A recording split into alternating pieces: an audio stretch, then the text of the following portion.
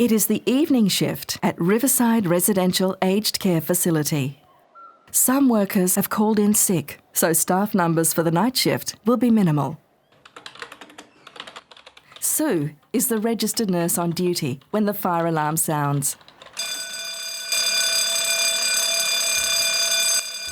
Sue knows that every second counts, so she makes her way directly to the fire indicator panel. Firstly, Sue checks which fire zone is activated. The fire indicator panel is signalling Tuart Wing, room number 5.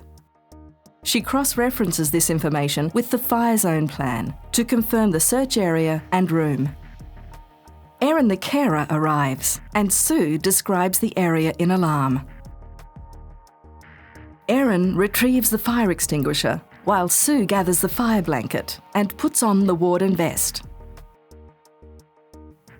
As Sue and Erin make their way to Tuart Wing, they come across a closed fire door.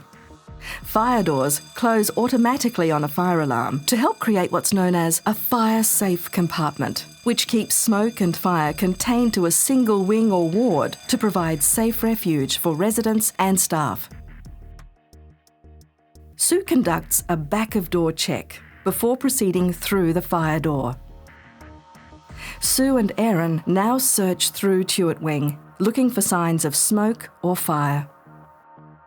As they approach room 5, they detect a strong electrical smell in the vicinity.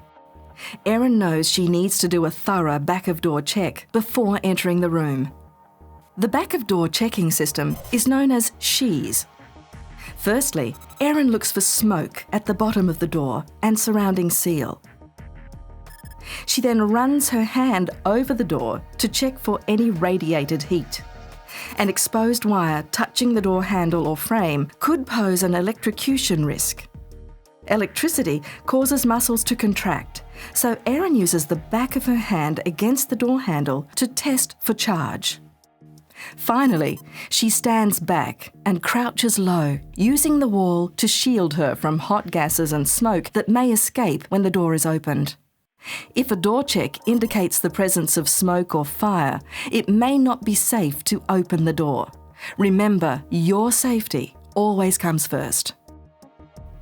Erin carefully opens the door.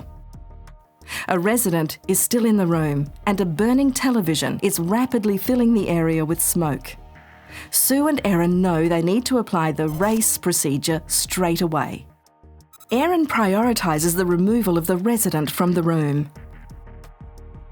Elderly residents with dementia may become anxious and try to hide from fire, so Erin searches the cupboards, curtains and ensuite of room 5 to ensure no one else is left behind.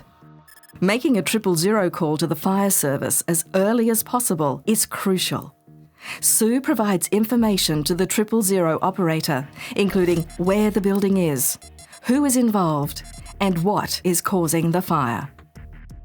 The next task is to contain the smoke and fire. After a thorough sweep of the room and ensuite, Erin simply closes the door to minimise smoke entering the corridor. She then packs a towel at the base of the door to create a smoke seal and places the fire extinguisher in front of the door to assist with identification of the room involved with the fire. A typical fire service response time within the metropolitan area is 6 to 9 minutes. Sue and Erin's job is to get as many residents out of the fire compartment as possible, starting with residents closest to the room involved with the fire.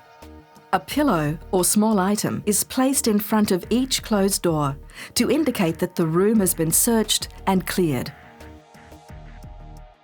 Sue clearly communicates to Erin where she would like the residents to be assembled.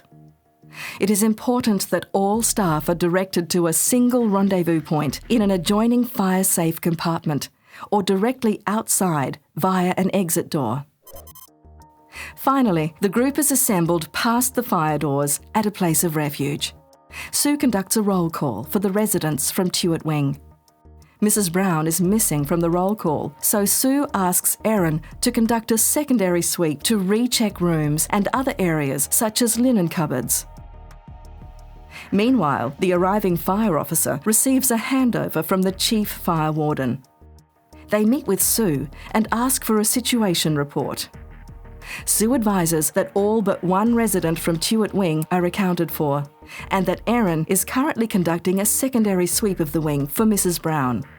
She confirms that a burning TV is causing severe smoke build-up in room 5, but the door is sealed off with a towel. The fire officer asks Sue for the location of the main electrical switchboard, main gas isolation valve, and the sprinkler control valve. Mrs. Brown has been found, and the fire service now takes control of the incident.